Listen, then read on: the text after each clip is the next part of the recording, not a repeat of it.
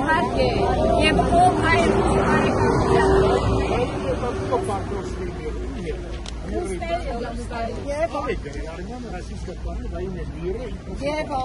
Սխալ չեն գրել, ոնց գրել է։ Եվ ով հայրուսական դարավոր ժողովուրդների բարեկամությանը դեմ է, նա թուրքական օրակարգ է թելադրում մեր ժողովրդին, որովհետև հայրուսական բարեկամությունը տարիների պատմություն ունի, ճիշտ է, այստեղ Սորոսի վաստակները,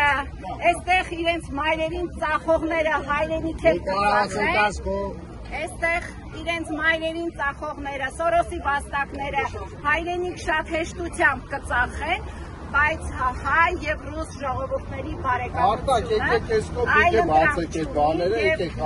այն ուժերը, այն մարդիկ, ովքեր դեմ են այս դարավոր բարեկամությանը, նրանք պարզապես թուրքական օրակարգ են այսօր։